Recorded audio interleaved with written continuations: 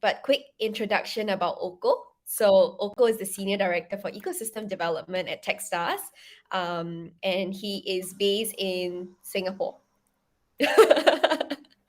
Yeah, Oko's originally from Mongolia. He's been based in Singapore for the last couple of years.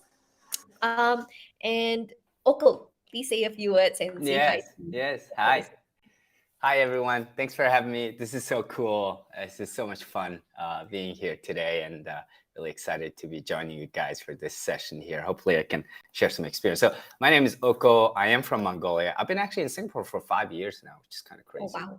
Yeah, already. I didn't even realize. In the last 2 years, obviously no travel and being home for the first time in like 7 years without travel, which has been a very different experience, but I enjoyed it a lot. So, a little more about me is I've been with Techstars for 7.5 years now, covering the global APAC region, mainly around community programs as well as ecosystem development. Currently, what I do is just like Joyce said, I manage our Founder Catalyst program, which is the way you really should think about it as kind of a pre-accelerator program before you get into the full accelerator. So me and my team were managing a program in Korea, Taiwan, and Japan. So collectively, right now, actively managing about 60 startups from those countries. And when I say manage these startups, we're talking about helping these startups. Many of them already have products or services or even kind of revenue generating companies. And what we're trying to do is help them get to their next stages, right? I am personally also invested in several startups. I co-founded many startups as well. Some failed, some still going. I have recently fundraised for one of my wellness startup. So I'm still very much in touch with what it's like to be founding a startup and the difficulties that we face as a founder and entrepreneur. So anything I can share with you guys, I'm happy to do so. So please feel free to ask me anything, please. All right. Okay, people are already messaging me to ask if they can have one-on-one time with you, Oko. Getting popular. So for those of you who like to catch Oko one-on-one, please go ahead and ask your question. Don't feel shy about it. I know you guys want to have that one-on-one session with Oko, but you can catch him for a little while at the end. But again, I think it's all for learning. So feel free to ask your questions openly so that everyone can learn together as well. But Kunal, why don't you start us off while we wait for participants to come in with their questions? Why don't you set the ball rolling and ask Oko something? Okay, sure. Thank you so much, Joyce. So, hello everyone. I'm Kunal, all the way from Delhi, India. So as you just got to know about Oko so much, he has so much diverse experience. He's an entrepreneur, right? So he already know how, an entrepreneur, the journey and everything. So why don't we, just tell us that are there, any some cool startup ideas that, you have come across recently, in this, startup weekend or through your, 7 years of journey? Yeah. One of the startups that we just kickstarted, there's 11 clean tech startups that we're working with from Japan. And one of them has created a skeletal kind of a device that you can put around your waist and your legs. But it's designed, it's motor free. So there's no active battery or anything. But what it allows surgeons, for instance, and that's their early customer. And this might be a relevant topic to today's session is, they've decided that the best utility for this invention was stand-up workers that have minimum requirement of standing up on their feet for 8 or more hours. So they're started using this now for surgical doctors or maybe some factory workers as well. So I thought that was a really cool idea. It's something when you look at it, you think that it's for lifting many things. We've seen very similar hardwares before, but the way they have packaged and positioned their product is super interesting. So that was kind of a cool idea that I can think of that we recently met. Yeah, that is so cool to know about. Yeah, I didn't know about that. There's a startup exists like that. So it's really pretty cool to know about that. So well, let's get dive into more into today's topic. With the customer acquisition and all. So what is a customer acquisition plan? So what is a customer acquisition plan? Yeah, I think before we go into kind of plan is the way we got to understand the importance of this overall idea, right? What customer acquisition is such a cool word, but what it really means is getting customers, right? You got to get customers, somebody who's paying, hopefully. But sometimes the word definition of customers doesn't, in most cases, doesn't have to be paying customers, but somebody who's, seeing the value that you have created, value proposition, and actually utilizing it, And so it's getting people, it's getting your product to the people is what, when you talk about business model in the canvas, there are three elements. First is creating the value. Second is getting the value to the customers. And then the last part is getting payment for delivering the value to them. And so these three elements you have to fulfill in order to have a valid business. So when we talk about customer acquisition, we really talk about the second part, which is whatever we've created in our head we think are useful, we can actually deliver to somebody, and we can get customers around that product or services. So it's very fundamental. When everybody here wants to fundraise at some point so that they can get their startups going, and one of the biggest things they can prove and can certainly shut up a lot of the investors and validate your idea is customers. If you have customers, if you have paying customers, if you have decent growth around customers, there's not much you have to prove to investors or people who don't believe, especially if you're doing something new, right? So it's a really critical part of your business. So planning for it, learning how to do this, continually engaging, putting high priority on this item is much more critical in some cases than the product itself. There are some amazing founders I'm sure you've heard of who not necessarily have created amazing products, but were really good at customer acquisition and getting their products on people's hands, and thus was able to build a successful company. Now, in terms of plan, I think it varies a lot depending on what kind of products and services and industries and stages, and is it a new category, is it existing category, right? How are you approaching that, etc.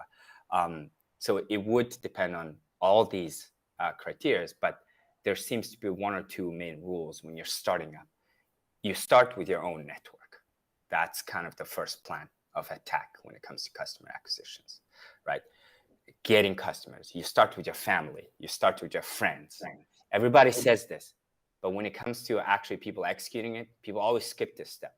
People always look for that unknown 1,000 users, or unknown 10,000 users. Put it on Facebook, put some advertisements on, and then acquire these unknown customers. But it really doesn't start like that. It really starts with your basic level of people who trusts you. Because these are the people who are willing to take risk on your products and services. These are the people who are willing to turn blind eye on some of your shortcomings of your products or services. So you start with that. That's like one plan that seems to resonate in every industry, every product. So the way I do it when I'm starting a new company or advising new companies, I say, hey guys, let's draw a table either on your slides or on a spreadsheet, on a Google Sheets, and put down 50 names that you can think of in your life right now. These include your family, these include your friends, these include your co-founder's family, their friends, and then only after that you can start expanding that list to further out. But Oko, like if I'm doing a consumer business, B2C, that might be an easy thing. But what if I'm trying to do a B2B business, then how do I go about acquiring customers? Actually, the same rule applies, because oftentimes the most trusted network in our lives are existing network. Again, same thing. Your uncle's uncle might know a guy who works at a company that might match the profile of the potential B2B client that you're facing with, right? You might know somebody who has a friend who works or manages or playing an important role in an organization that might match.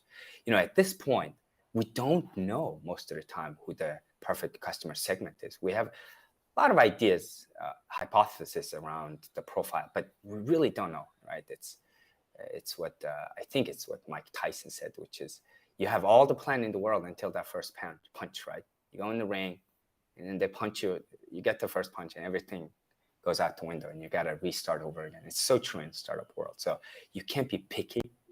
You can't be fighting for that perfect customer or perfect plan of acquisition, you gotta go for everything and anything that's available so you can learn fast, quickly. Got it. And just drawing from that, so often we hear people saying, this is my idea, this is my solution, and my customer is every man on the street, Yeah. every Tom, Dick, and Harry. Yeah. And that's a very classic mistake that a lot Yeah. of new startups do. What would you Yeah. advise about that? Yeah, and look, we don't want to deny that vision or that aspiration, because yes, if you do it correctly, perhaps it is a product that everybody needs as part of the real need in their lives, and our moms and sisters and friends, they can all kind of find a place in their lives for this product or service. But I think the mistake there is, mixing the timeline, right? The timeline is, what is your plan now versus what is the plan you would, or what is your ideal scenario in the future. And oftentimes thinking about what's going to happen 5 years, 2 years down the line is not going to be very, very useful or actionable plan right now. But what matters now is, what's my next step? This is a very long journey. Many of the people here are probably thinking that they're going to start this company, and 24 months from now, it's going to be successful and they're going to be rich. The reality is never like that, right? It really does take 8 to 10 years. I mean, I know it's hard to hear these numbers, but it's true.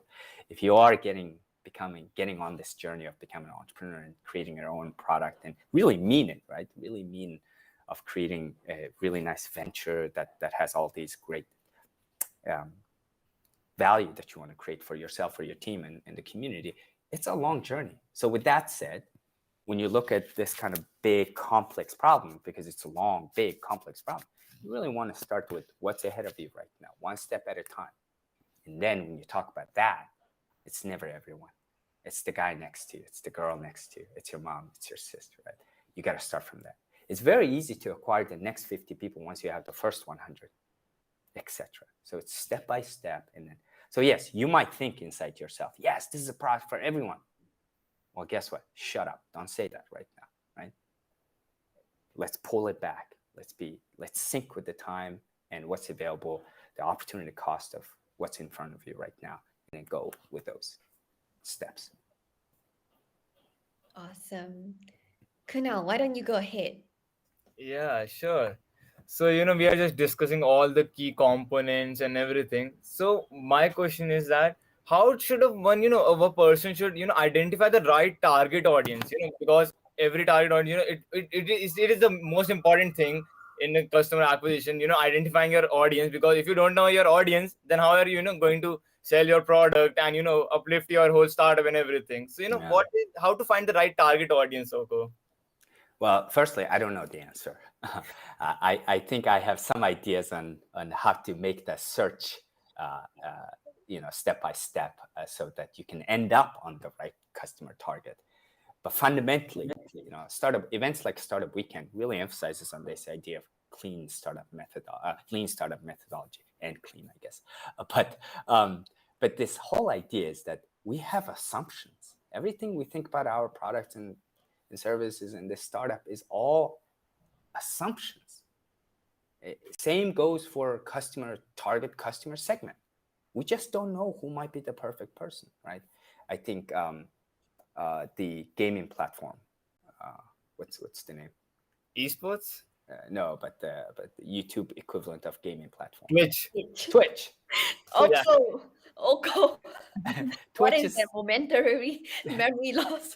Yes, no. Certain things I choose to forget, right? So, but I remember meeting Justin Khan in Thailand 5 years ago, I think, and I got a really nice chance to talk to him about this. We were both on a panel, and I think the moderator were asking this question, but it was the same. Twitch was an accident, right? It's a smaller group within his original startup idea, was experimenting with this group that was TV. Justin TV's spin-off, right? And they were kind of running out of money, and they were, at that point, it was survival mode, and they were saying, hey, where do we see the most traction, highest retention?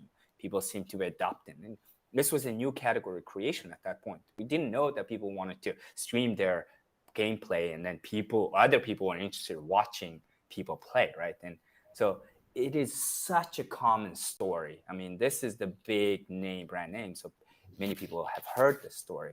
But if you take it down to like normal day-to-day startup creation stories, it's exactly the same. So something I personally very much pay attention to myself is, hey, I might have a pretty good idea about what my perfect target customer is, but I also always got to slap myself and say, get out of that assumption. Keep your mind open and observe every possible signal and data that's out there, because I don't want to miss Twitch from my product, right? I don't want to miss those geeky gamers who are spending, 5 times more time on the platform that was intended for something else, because that's where they have found product market fit. That's how they found that the first priority customer segment was somebody. So yeah, short answer is you never know. The long answer is you keep searching and hopefully you'll find them before you run out of money. Got Yeah. it. And for those of you who have just joined in, I'm sure many of you have already formed your teams, you've really submitted, and you're all probably approaching the same problem of identifying who your target market is and who your early adopters are going to be. This is the perfect opportunity to check in with Oko, and ask him all the questions that you want to know about reaching out to your first few customers. But Oko, if I could just ask on a personal basis, because you've started your own companies, Yeah. and you've started companies in many different domains, and you advise quite a number of companies as well. What is a really interesting customer acquisition story that you have experienced yourself or from other startups that you think it's just very interesting, and there's a lot to learn from that experience? I wish I had such an interesting story. I feel like I now just go on like this execution mode when it comes to advising startups, when it comes to like growth and customer acquisition, right? And I mean, fundamentally, what we try to do is, what we call growth hacking now, which is just this pure search orientation, experimentation like crazy. I am very budget sensitive founder myself, so I like to, don't try to do as much of the traditional brand awareness campaigns or stuff like that. So with that said, I think the interesting ones are when you work with other partners and try to kind of become a add-on tool for somebody else, and that channel becoming like a really good customer acquisition channel because they start transferring to you a lot of funneling to your customers and then showing you that, hey, you know what, this per dollar basis, unit economics wise, this might be one of the best ways to acquire customers. One thing I've seen time and time again is, this whole idea behind growth hacking, which is it's never one or two successful campaigns.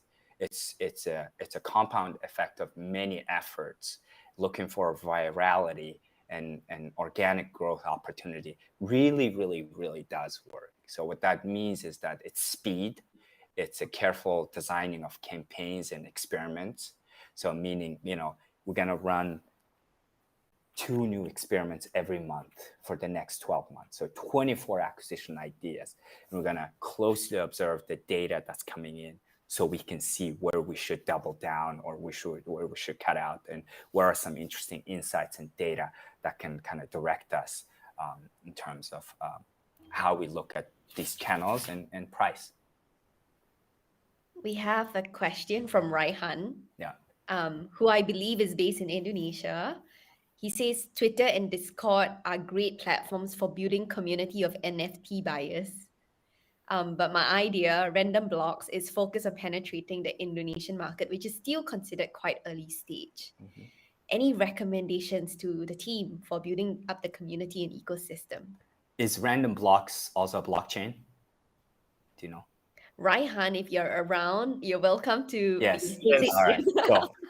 So that's interesting. I am working on a few projects on NFT related projects right now and advising OpenSea of Mongolia right now.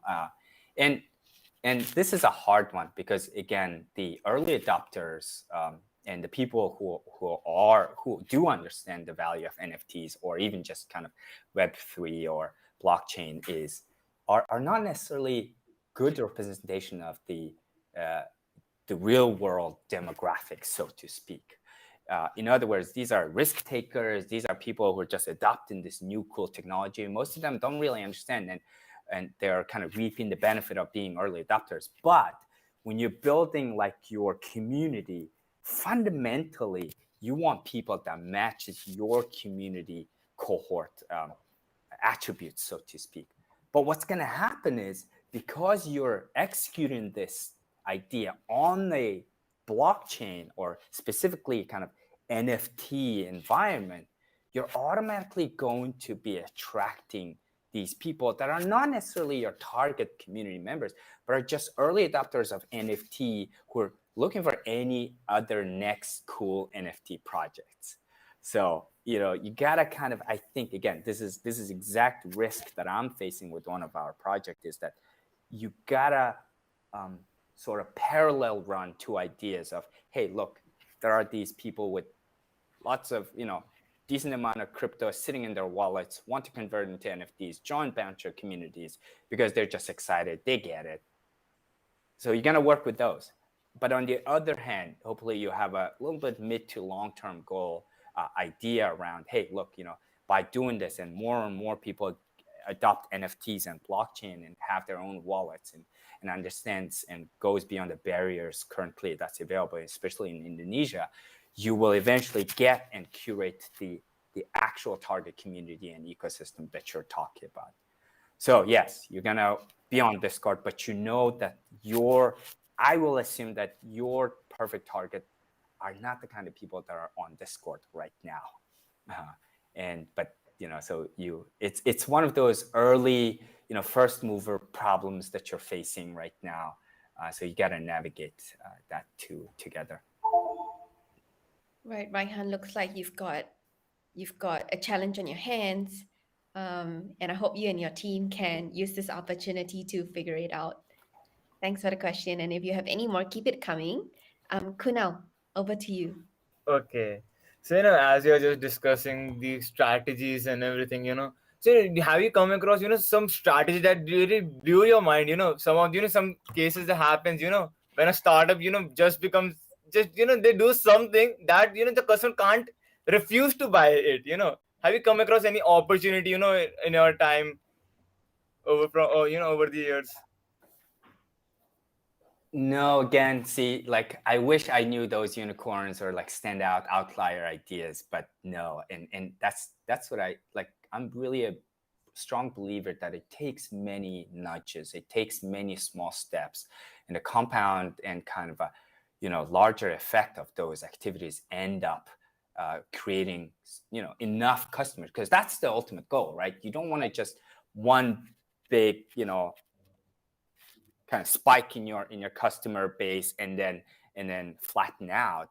It is about long-term growth is what matters, that matches your strategy. So with that said, in order to do sustainable long-term growth, you need to do a lot of work.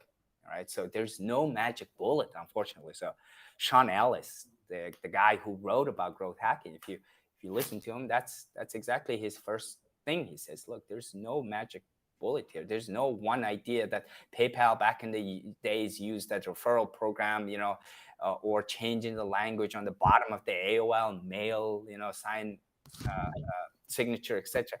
It's now different, right? The complexity is increasing. I think I do think that in developing markets, sometimes we forget the power of the traditional marketing channels.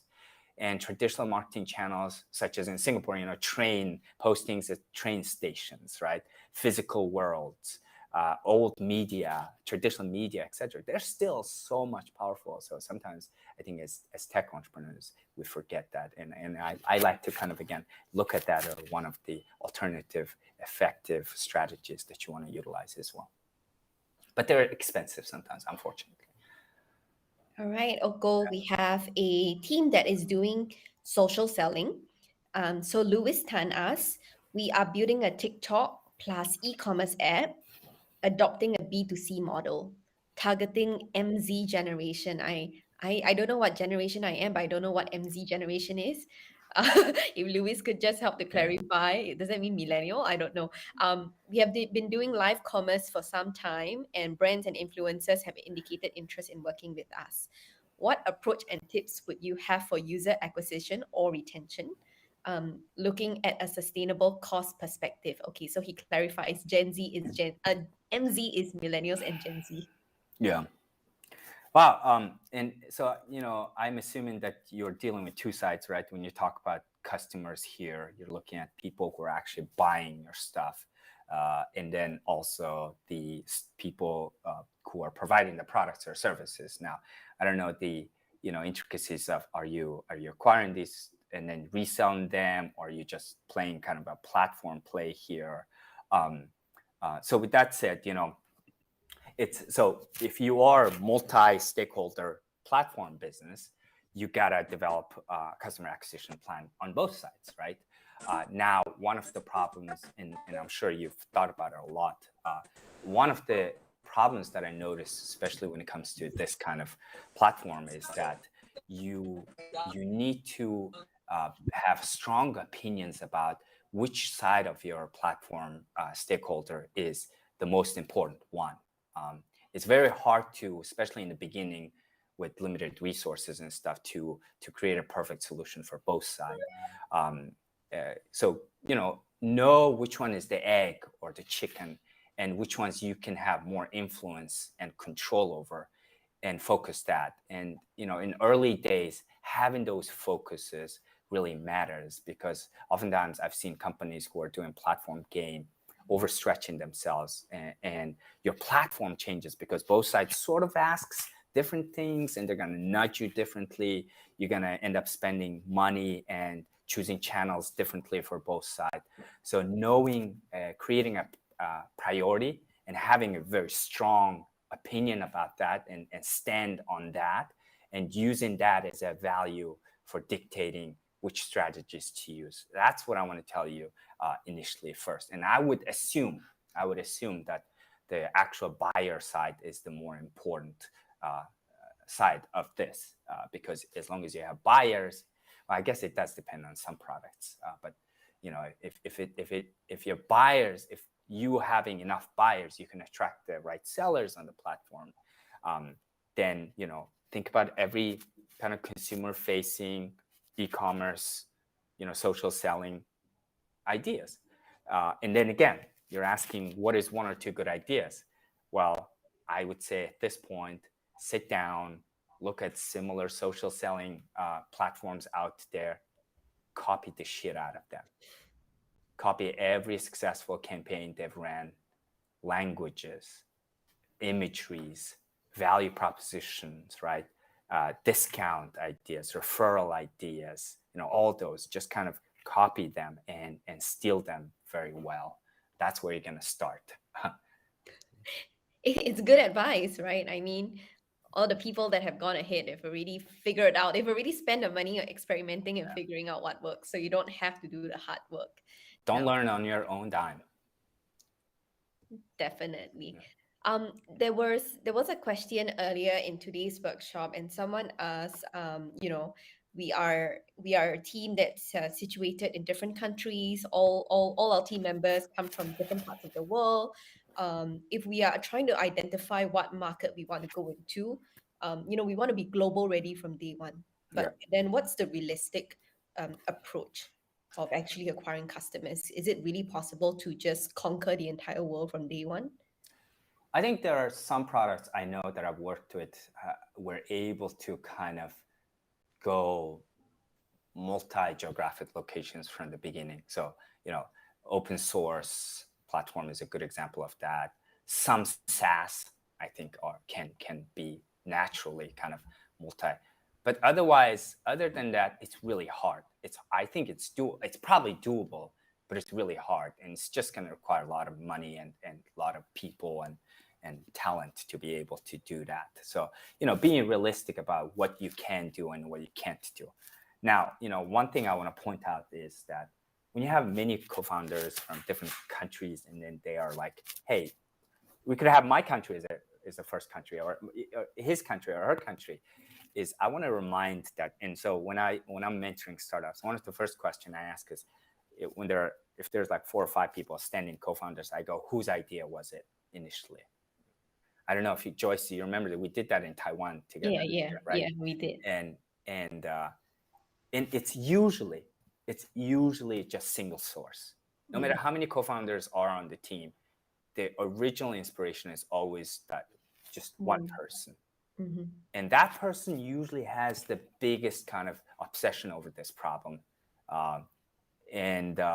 So, going with that is usually a pretty good starting point, because it's not necessarily the solutions. Again, it's that pain that you're trying to solve has the biggest kind of energy behind it, vision behind it, and that usually has a lot more context and reasoning, which means their understanding of the market is probably where it all started, right?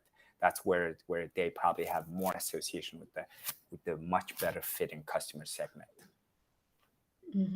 Got it. You're welcome, Olivia.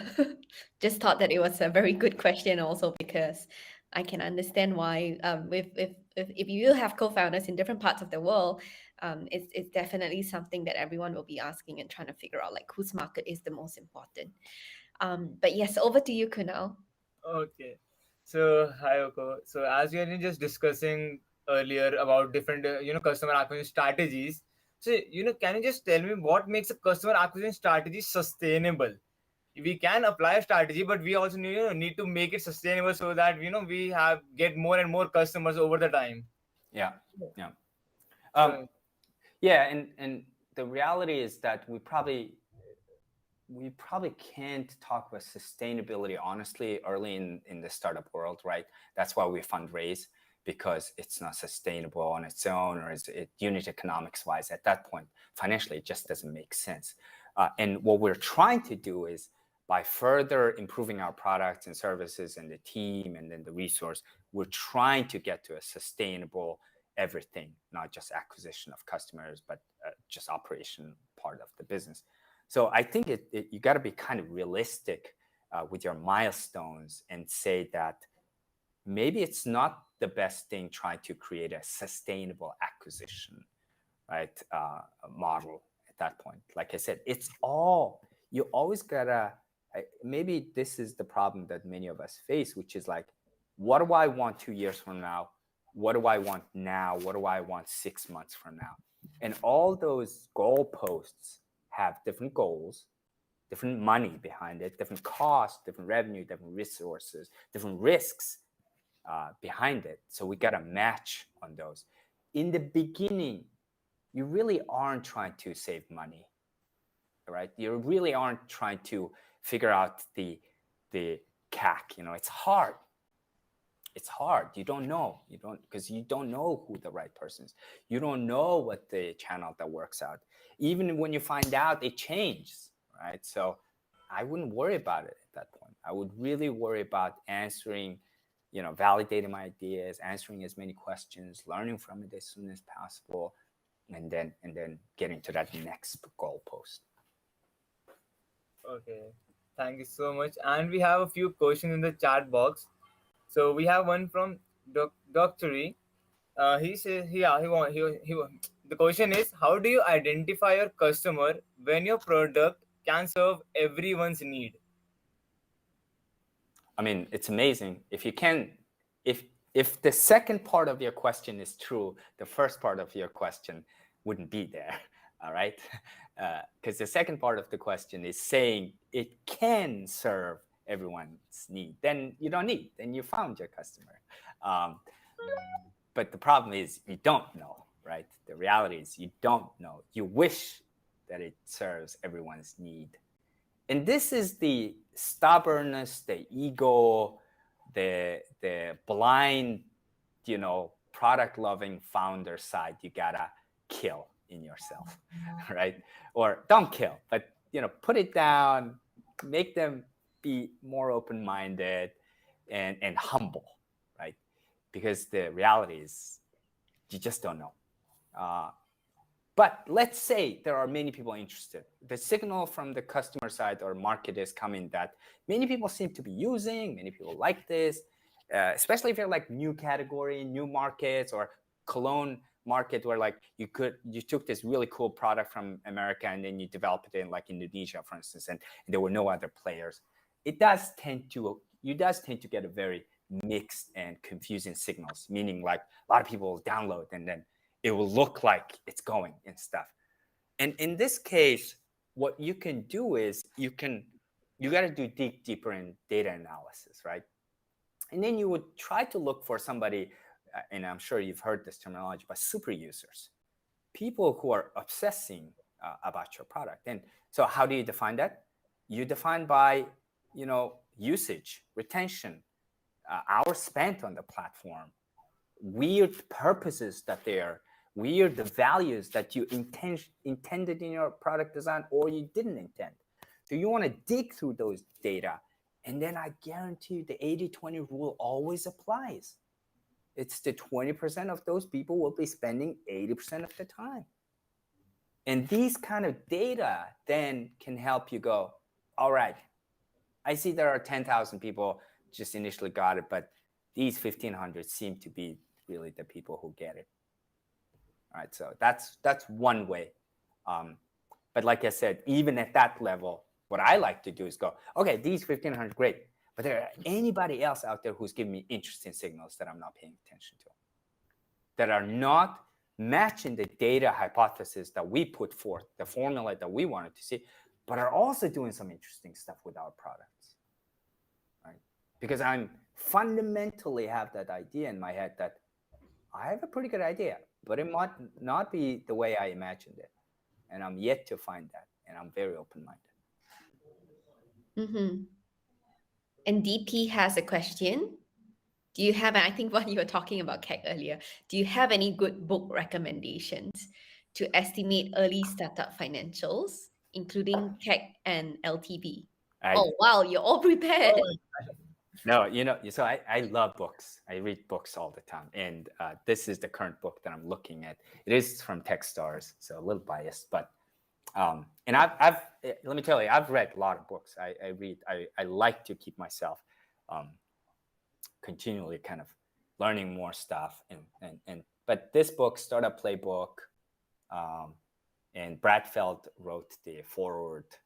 But these two guys, the founders, Rajat and Will Herman, they have co-founded many companies, invested in many companies, and it's very detailed. It covers a variety of things from again, founder relationship to identifying good idea to customer acquisition, etc. And so I can't think of like specific book right now on the CAC or LTV idea. Sean Ellis, actually, Growth Hacking, that would be other book I can recommend. Sean Ellis, Ellis, I think. He's known as the godfather of growth hacking. So he would certainly talk about unit economics and CAC and LTV.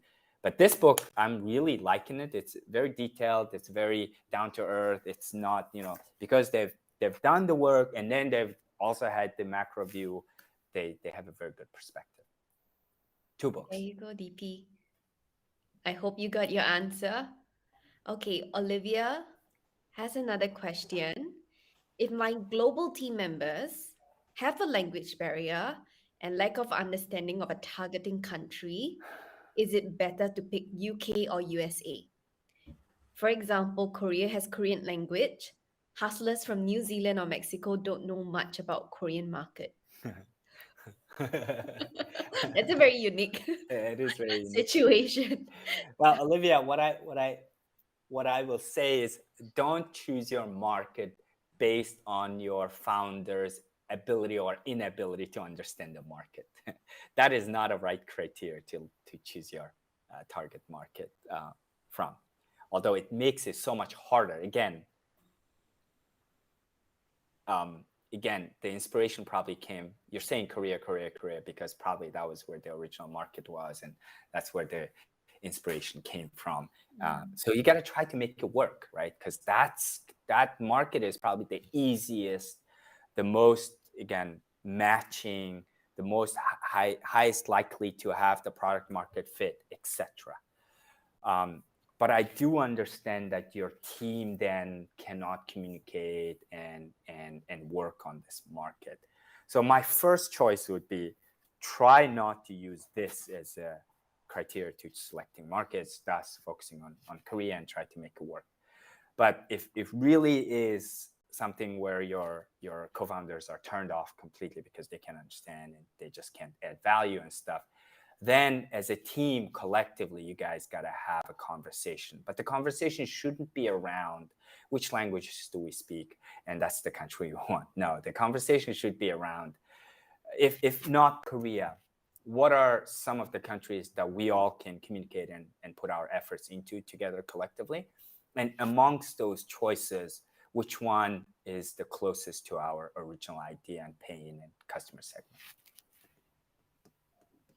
All right, and thanks to DP for sharing the links so that everyone can go click on those links and check out the books that Oko was sharing earlier. And I think DP actually has an audiobook link, so hopefully you guys can learn some other things from there.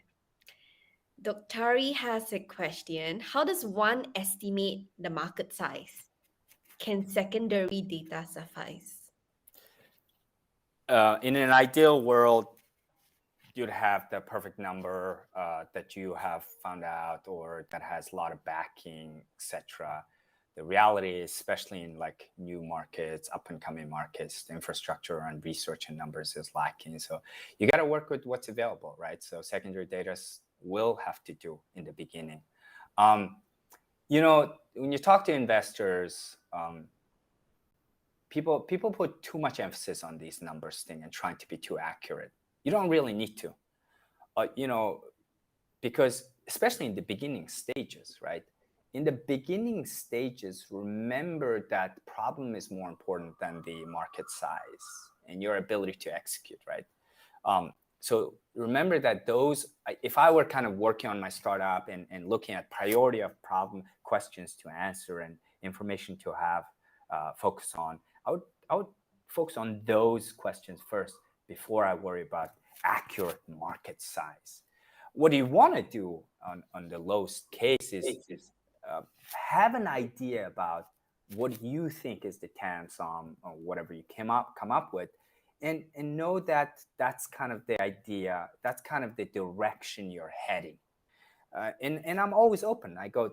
When I pitch into investors, I say, this is what I think it is right now. I also think that this might morph into this, and we might lose this part of this business, etc.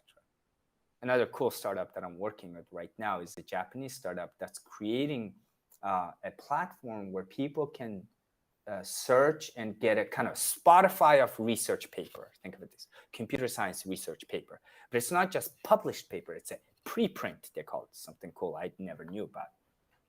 Well, the total market right now is very small, but they were able to raise $500,000 around this thing and going really good. The retention is high, you know, and that's a beautiful story of, you know, investor believing in the uniqueness of the idea and the problem that they're trying to solve, and this problem is real, and investors seeing the larger potential of the market of this initial product, then kind of developing and applying to other markets, thus increasing in size. And their current market size is very small, but what we were able to do through mentoring is we can think about other areas besides computer science, besides direct to researchers, but to B2B and commercial application of this research papers, etc. So thus the market size can change. Mm-hmm. And I hope you got your question answered, Dr. Kunal, would you like to take the next question? Yeah, sure. So we have one more question from Dr. Ray. Based on Olivia's question, who is the best customer for a product? Is it someone who is obsessed with the product, or someone who's platform who's trying to solve the problem? You know, whose problem we solve. Problem. It's always the problem. Remember that 90% of the startups pivot their ideas within 2 years, first 2 years. Your product's not going to look the same in a very short time if you are serious about solving that problem. So it's never the product most of the time. It's always the problem. So go with those people. Now, I will say, though, I will put a note on it. The problem can change too sometimes. And this is where, if you are interested in kind of digging deeper into the design thinking, is a great approach to that, being or Clayton Christensen's jobs to be done theory. These are great ways of identifying what's a symptom versus a problem, how can problems shift and stuff. But yeah, you want to focus on the problem side of it. Dr. Terry, hope that answers your question as well. Does anyone have any more questions about the ideas that they're working on? We have Oko here. That's an awesome opportunity. So do keep your questions coming. I know a lot of you have already posed your questions. You're probably already start scratching your head trying to figure out how you're going to build your idea and your decks over the next couple of days. But keep the questions coming. So since we have Oko here, I'm going to ask Oko what are some interesting trends, because Oko, you used to travel around a lot, Yeah. but you've kind of been I guess grounded in Singapore for a while. But I'm pretty sure you have your eyes on all the trends that's happening around the world. What is your favorite startup? Well, I don't have Right my now. eyes on around the world, but I'll just tell you what I've been observing and what's been exciting me, right? So number one, I think earlier this year, Scott Galloway, who's a New York University professor, he's a marketing professor there, but he's also he's on CNBC all the time. He's one of those commenters on things, Yeah.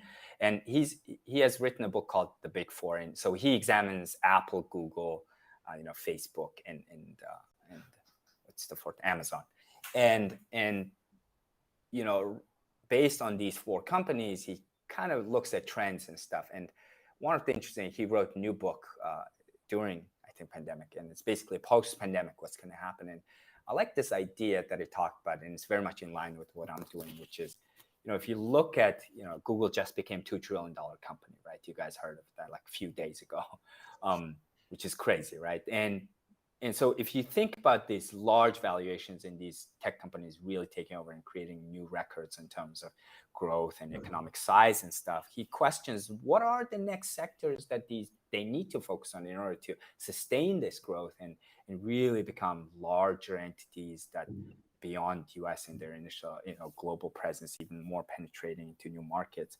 And there seems to be 4 or 5 main ones, and I don't remember all of them, but that are kind of what he calls $1 trillion industries, and those are education, healthcare, insurance, right, and then some infrastructure stuff, I guess.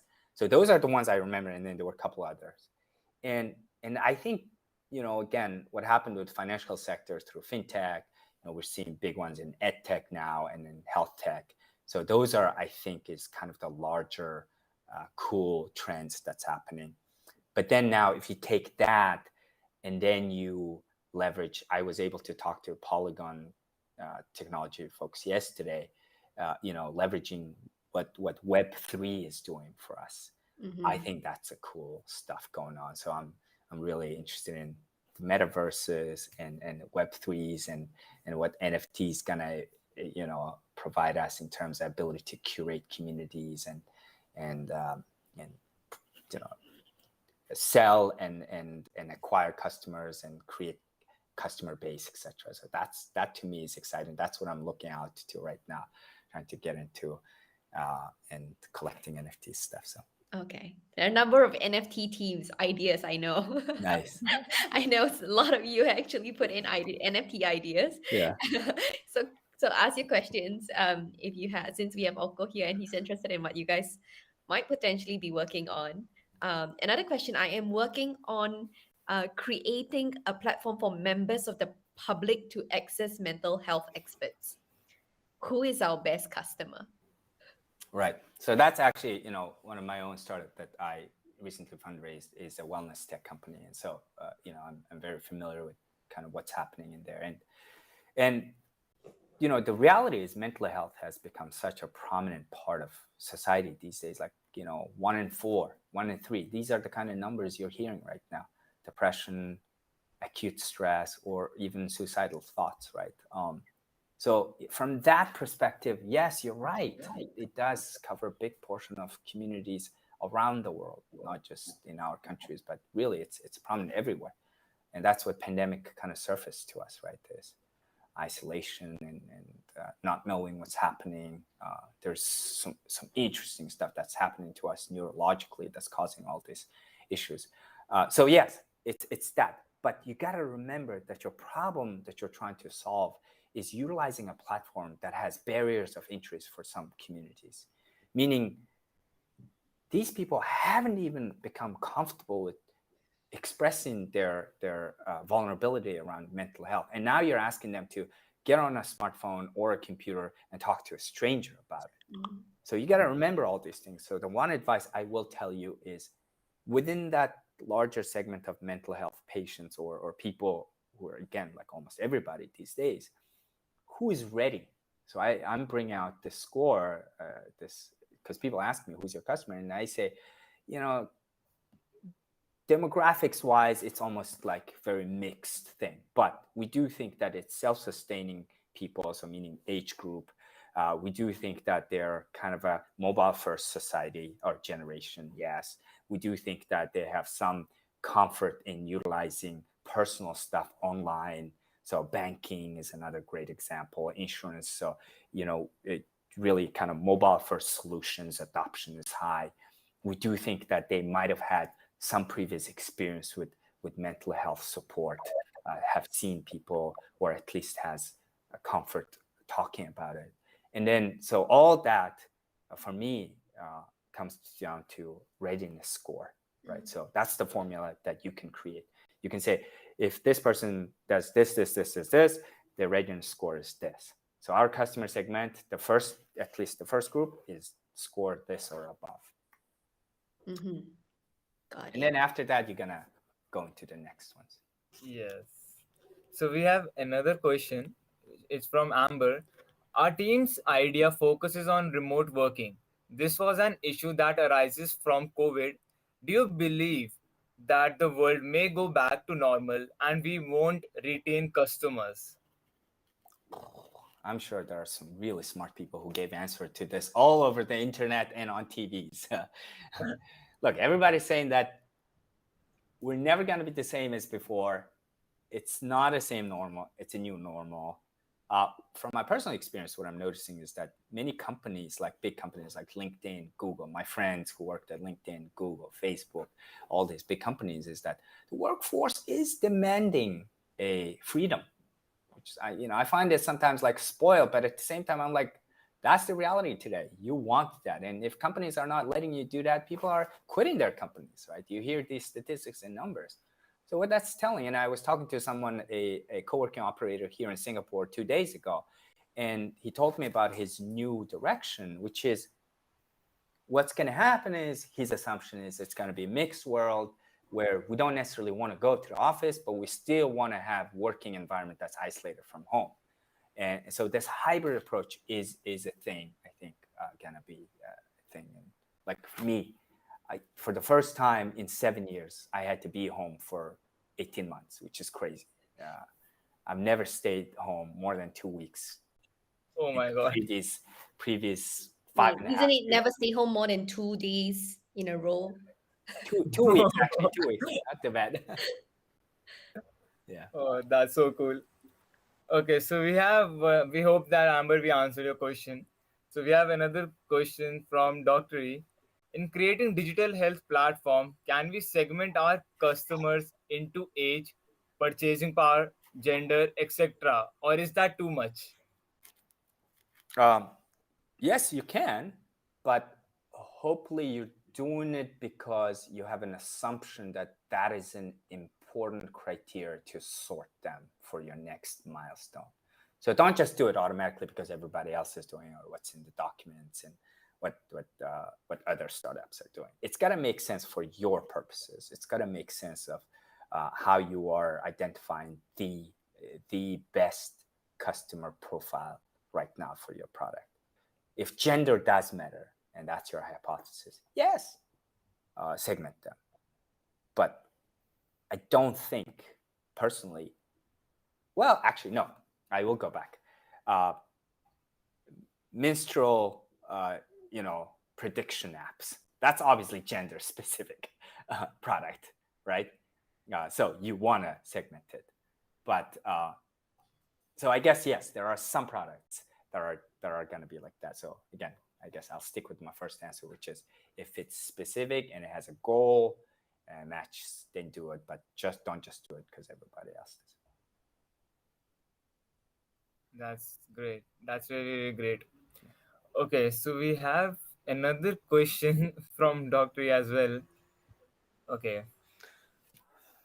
So, how can we make technological solutions accessible to poor and marginalized communities? And some even illiterate, how do we capture this market? We have a social entrepreneur here as well. Yeah.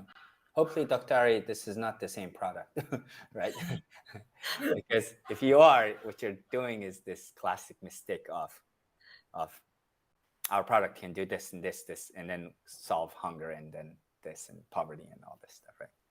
Which is a very appealing thing to do, but hopefully not. But, so for instance, what I'm doing right now with one of my wellness tech companies, we're working with the universal healthcare system of our country to subsidize the doctor's salary that's going to be on the platform to provide the healthcare solutions.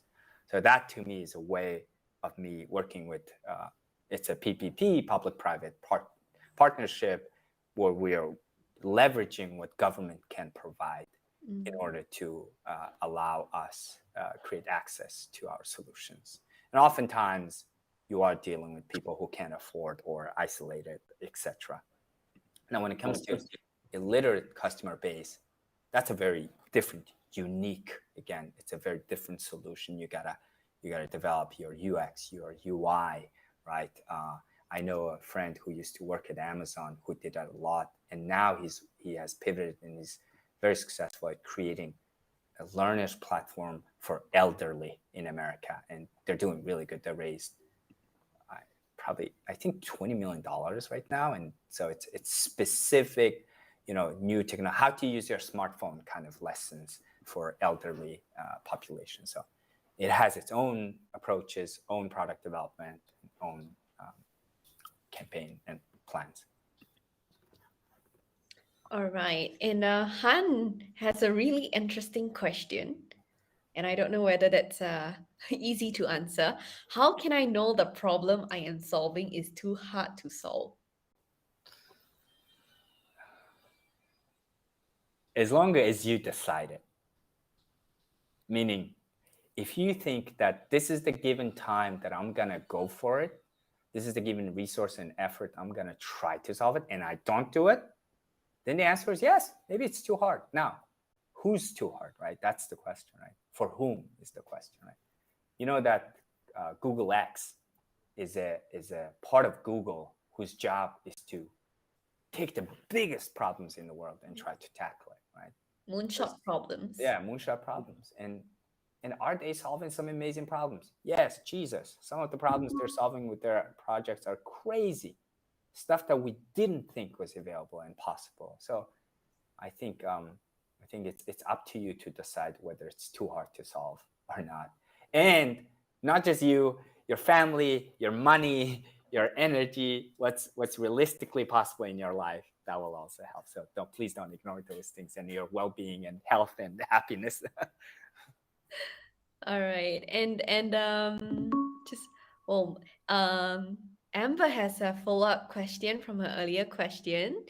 She asked, just to clarify, when you said that you know someone who believes that the world will become a hybrid of not wanting to go into the office constraints but still want an isolated workspace, can you provide their name for LinkedIn? I would love to get in contact with them. No, those are actually articles that you would have searched around. Search for regulatory news that came out of Google, LinkedIn, and Facebook. There were a lot of news articles around whether they are letting their employees be remote for the next year, or there are companies that are becoming like HubSpot where remote is always, for instance. So look for those news releases, and in those news releases you'll hear what's the thinking. Apple also did same announcement, so look those, and then in it you'll see the leaders of these organizations, their vision of what the workplace of the future will look like. All right. I'm mindful of time. This has been the most active you guys have been this afternoon. So many questions. And I know a lot of you have pinged me and asked me, can I connect with Oko? Can I get some time with him? Oko, if you have some time and you can just stay back for a couple of minutes, I think there's a lot of people that want to catch you after this. But thank you so much, everyone. It's 5 p.m. here in Singapore. We're going to do a break. And we will resume at 10 p.m. That is 5 hours from now. So for those of you that are on the other side of the world, you're welcome to join those sessions. We'll be running another 3 hours from 10 p.m. all the way to 1 a.m. And so thank you so much, Oko, for spending the time and sharing with us all your insights and knowledge. No problem.